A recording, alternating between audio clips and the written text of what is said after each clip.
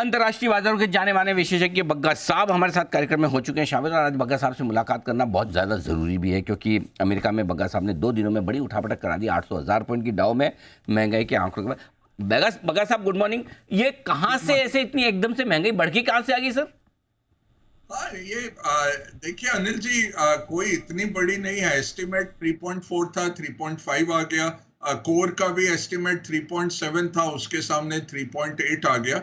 यही है कि जब इतने हाई लेवल्स पे मार्केट है, ऑल टाइम हाईज पे है, वैल्यूएशन एलिवेटेड है, तो और साथ में फेड का विजन नहीं है। फेड बोल रहा है डेटा डिपेंडेंट है, मीटिंग टू मीटिंग हम इसका मुआयना करेंगे और जायजा लेंगे। तो ऐसे मौके में क्या हो जाता है कि कोई भी डेटा पॉइंट आता है उस पर ओवर रिएक्शन हो जाता है। बट जो मैं कहता रहता हूं कि वेडनेसडे को फेड की बैठक हो या वेडनेसडे को इन्फ्लेशन हो अमेरिका में, 2 दिन में वर्कआउट हो जाता है मार्केट में। वो आपको दिखा रहा है कि अंडरलाइन जो मार्केट है वो सुदृढ़ है, मार्केट फंडामेंटल है और अर्निंग्स पे बेस्ड है। इस साल अनिल जी $1 ट्रिलियन का शेयर बायबैक अमेरिकन कंपनियां करने वाली हैं। $1 ट्रिलियन वो लौटा रही हैं शेयर धारकों को, और ईपीएस बढ़ेगा उसके कारण के नंबर ऑफ शेयर्स एक्सटिंग्विश होंगे। तो ये क्या दर्शा रहा है? अंडर लेवरेज्ड है कॉर्पोरेट अमेरिका, ओवर लेवरेज नहीं है। दूसरा, कैश फ्लो स्ट्रांग है और वो कोई जरिया नहीं ढूंढ रहे कि कहाँ ये पैसा लगाया जाए। तो कह रहे हैं भाई शेयर होल्डर को लौटा देते हैं एक टैक्स एफिशिएंट मैनर में और अपने ही शेयर खरीद लेते हैं, और इस एलिवेटेड लेवल पे खरीद रहे हैं। ये ऐसा नहीं है जैसे भारत में प्राइवेट इक्विटी या विदेशी निवेशक कंपनियों में अपना माल बेच के जा रहे हैं कि भाई बहुत ज्यादा हो गया, वो बाद में पछता के लौटेंगे। या प्राइवेट इक्विटी का फंड खत्म हो रहा होगा, 5 साल 7 साल की मियाद खत्म हो रही है तो वो बेच के जा रहे हैं। बट वहां पे कंपनियां $1 ट्रिलियन इस लेवल पे भी खरीदती जा रही है। तो आप सोचिए वो क्या फंडामेंटल्स है मार्केट का। और एक तब्दीली जो होने वाली है अनिल जी, कि अब रेट कट हो गया। 6 सोचा था जनवरी में, फिर 3 पे आ गया मार्च में, अब 2 की बात हो रही है, कुछ कह रहे हैं शायद हो भी ना। वो अब रेट कट 1 या 2 से कोई फर्क होने नहीं वाला है कंपनियों के अर्निंग्स में। अब 6-8 महीने रह गए साल के, तो कोई उसकी तरफ इतना बड़ा अब वो इशू नहीं रह जाता। इशू बनता है कॉर्पोरेट अर्निंग्स, जो सुदृढ़ आने की पूरी हमें उम्मीद है। आज JP Morgan, city bank, Wells Fargo, दिग्गज बैंक आज अर्निंग्स लेके आएंगे, और वही है जो मैग्निफिसेंट 7 टेक्नोलॉजी ग्रोथ कंपनियां हैं, उनके बड़े दमदार नतीजे आएंगे, वो फिर मार्केट को उठाते हैं अनिल जी। बग्गा साहब, हम आपसे पहले तो महंगाई के आंकड़ों पर राय ले रहे थे, अब महंगाई के आंकड़ों के बाद अमेरिकी बाजारों पर भी राय लेना है। ऊपरी स्रोत से डाउ 800-900 पॉइंट घटा है। क्या एक रनिंग करेक्शन के तौर पर देखा जाए इतना काफ़ी है, या फिर ये महंगाई के आंकड़े को तेजी पर बड़ा ब्रेक मार सकते हैं और अमेरिकी बाजार यू टर्न ही मार ले? नहीं अनिल जी, नहीं मारेंगे। क्यों? क्योंकि उनका Q1 जीडीपी बहुत अच्छा आ रहा है, 2.5 से 2.8% आ रहा है। कंज्यूमर अभी भी रेजिलिएंट है, और साथ में कंपनीज की बैलेंस शीट्स काफी स्ट्रांग है। तो ओवरऑल काफी ड्राइवर्स हैं अमेरिका में अभी भी मार्केट को आगे ले जाने के लिए, और सबसे बड़ा रहेगा कॉर्पोरेट अर्निंग्स। सो कॉर्पोरेट अर्निंग्स लगभग 70-75% अबव एनालिस्ट एस्टिमेट आ रहे हैं पिछले 20 साल से, और वही उम्मीद है इस साल भी हमें कि 70-75% कंपनी जिनका नतीजा आएगा वो अर्निंग से बेहतर रहेंगे। ये जरूर हो जाता है जब ऑल टाइम हाई पे मार्केट आ जाते हैं और वैल्यूएशन एलिवेटेड होता है, तो अर्निंग्स बीट का भी बहुत जबरदस्त इम्पैक्ट आता है, और अर्निंग डिसअपॉइंटमेंट का भी बड़ा इम्पैक्ट आता है। तो कंपनी लेवल जो एक्शन है वो बहुत दारोमदार अब अर्निंग्स पे रहेगा।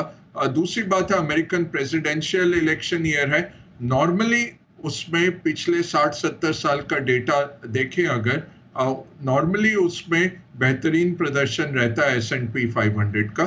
और तीसरा ड्राइवर है एआई। तो कल आप देखें एप्पल का शेयर जो गिर रहा था काफी, एकदम से 4% ऊपर बंद हुआ। उन्होंने क्या कहा कि जो ये बैंक नोटबुक बना रहे हैं, वो मैक नोटबुक की बिक्री अनिल जी पिछले साल में 27% कम हो गई थी। तो उन्होंने कहा कि अब एआई का चिप जो हमने इन हाउस डिजाइन किया है, हम आर्टिफिशियल इंटेलिजेंस का चिप लगाएंगे नए मैक्स में, और पूरा स्टॉक 4% ऊपर भाग गया। तो ये जो दमदार मैग्निफिसेंट 7 है, टॉप स्टॉक्स हैं, एनवीडिया से लेकर अमेजॉन, गूगल, अल्फाबेट हो गया, मेटा हो गया, टेस्ला हो गया, और ये एप्पल हो गया, ये जो दौड़ा रहे हैं अमेरिकन मार्केट को, उनके पास अभी भी बहुत रनवे है ग्रोथ का, और मार्जिन्स आपको अच्छे दिखेंगे इस क्वार्टर के लिए भी इन सातों के, और ये हैवी लिफ्टिंग करेंगे, मार्केट को ऊपर रखेंगे। अमेरिकन मार्केट इतनी जल्दी नहीं गिरता। ये जो खतरा जो है वो इजराइल ईरान का है, वो कोई ना कोई खतरा हर साल रहता ही है। ये थोड़ा सा अभी एलिवेटेड रिस्क है कि ईरान अगर कुछ एक्शन स्ट्रेट इजराइल के ऊपर ईरान के थ्रू होता है, बनिस्बत इसके कि उसका कोई प्रॉक्सी यमन में बैठा हुआ, या सीरिया में बैठा हुआ, या लेबनान में बैठा हुआ, या पैलेस्टीन में हमास, वो प्रॉक्सी से करवाएंगे कि ईरान खुद मिसाइल दागेंगे। खुद अगर करते हैं तो बड़ा हो सकता है इसमें कॉन्फ्लिक्ट। यही चल रहा है कि पूरे देश के नेता कोशिश कर रहे हैं ईरान को कि भाई आप इजराइल के ऊपर सीधा अटैक ना हो ईरान से, क्योंकि इजराइल ने कहा रिटेलिएशन हम बहुत स्ट्रांगली करेंगे। तो काफी रिटोरिक चल रहा है उस पे अनिल जी, और वो एक एलिवेटेड जियोपॉलिटिकल रिस्क है। बट हर साल कुछ ना कुछ आता है। एक हुआ यूक्रेन जिसने ब्लाइंड साइड किया पूरी दुनिया को, बट हमने देखा उससे भी रिकवरी मार्केट्स ने काफी तेजी से कर ली। तो वही है कि अब ईरान इजराइल निपट जाए, एटलीस्ट कुछ एक्शन वो कर दे छोटा मोटा, और उस पे ही वो बंद हो जाए, तो अच्छा रहेगा मार्केट्स के लिए। ईरान और वो इजराइल वाला जो बहुत सारी इंटरनेशनल मीडिया में चल गया, वाकई में वो टेंशन वाली बात है कि ऐसे कुछ खाली धमका रहे हैं? टेंशन यही है अनिल जी कि ईरान के पास ड्रोन्स और मिसाइल का बहुत बड़ा एक वेयर हाउसिंग किया हुआ है, उन्होंने तैयारी करके बैठे हैं। और इजराइल को सबसे बड़ा खतरा ईरान ही दिखता है, क्योंकि उनका करार हो चुका है यूएई सऊदी के साथ। कतार के पास क्षमता नहीं है खुद कुछ करने की, वो फंडिंग ही करते हैं।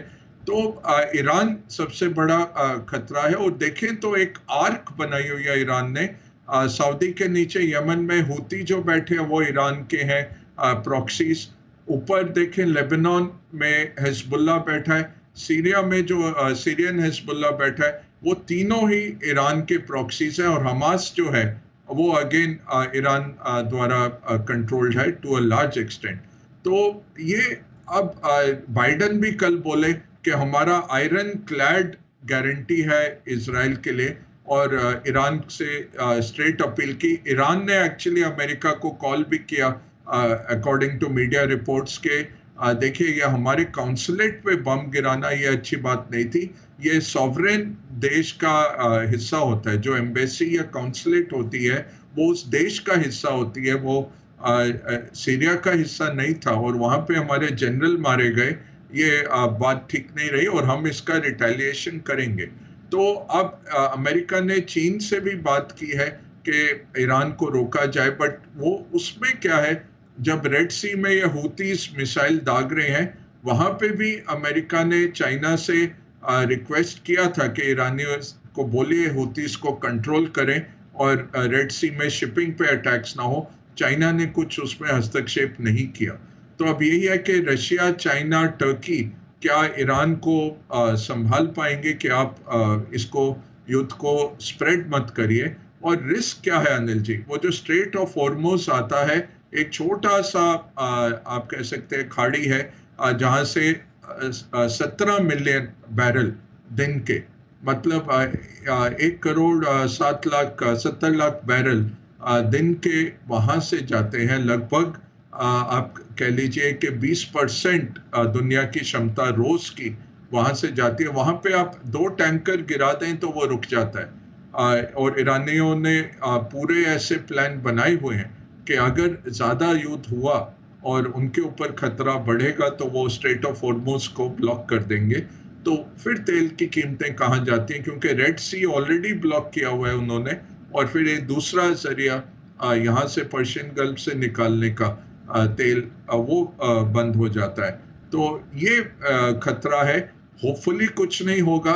होप हम यही कर रहे हैं कि सेन माइंड्स प्रिवेल करेंगे दोनों साइड में, कुछ वो सिंबॉलिक कर लेंगे, किसी खाली बिल्डिंग पे इजरायलियों को बता के एक बम गिरा देंगे कि उनका डोमेस्टिक जो क्रिटिसिज्म है वो भी निकल जाए और ज़्यादा कुछ ना हो।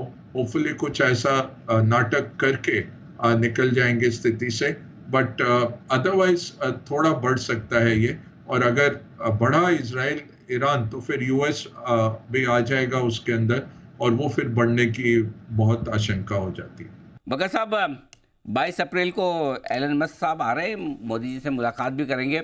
बताएं सर, इसकी यात्रा कितनी इम्पोर्टेंट है हमारे हिंदुस्तान के लिए, और क्या कुछ उम्मीद रखी जाएगी? बड़ा पैसा टेस्ला लगाएगी भारत में? जी अनिल जी, $2 बिलियन का निवेश होने की उम्मीद है, और ये मार्की इन्वेस्टर आते हैं तो फिर थोड़ा सा कंपनी का भी कंट्री के लिए भी अच्छा रहता है कि बाकी इन्वेस्टर अट्रैक्ट होते हैं। और इनके प्लांट्स हैं जर्मनी में, शंघाई में बहुत बड़ा प्लांट है इनका, और अमेरिका में तो है ही। तो ऐसे में भारत में निवेश करना, और इससे क्या होता है कि पहले तो नॉकडाउन वर्जन आएंगे, फिर धीरे धीरे पूरा इंफ्रास्ट्रक्चर बढ़ेगा, पूरे एंसिलरीज इकट्ठे हो जाते हैं, और फिर इकोसिस्टम बन जाता है पूरा ईवीज के लिए। तो काफी अहम बात है। और ये काफी 1.5-2 साल से नेगोशिएशंस चल रहे थे कि कस्टम ड्यूटीज पे रियायत दी जाए इनको शुरुआत में, ताकि और भारत का यही कहना था, यहाँ बनाइए यहाँ बेचिए, तो हम बिल्कुल आपके लिए दरवाजे खोल रहे हैं। तो यहाँ पे अब निवेश आएगा। शुरुआत में बाहर से नॉकडाउन वर्जन्स आएंगे और असेंबल होंगे, और फिर यहाँ पे इंक्रीजिंगली बनता जाएगा 5-6 साल में। काफी इंडिजिनाइजेशन करने की उम्मीद है, जिससे ऑटो एंसिलरीज को भी बेनिफिट मिलेगा। तो एलन क्या करेंगे ऐलान, इस पर हमारी खास पेशकश रहेगी। अब से लेकर 22 अप्रैल तक आपको लगातार इस जो बड़ी यात्रा है उस पर हमारी नज़र रहेगी। कितना निवेश आ सकता है, उसका कितना असर कई कंपनियों पर जो पड़ेगा, उस पर भी हम आपके सामने लगातार रखेंगे। फिलहाल बग्गा साहब ने आपको एक पूरा जायजा दिया क्या कुछ हो सकता है।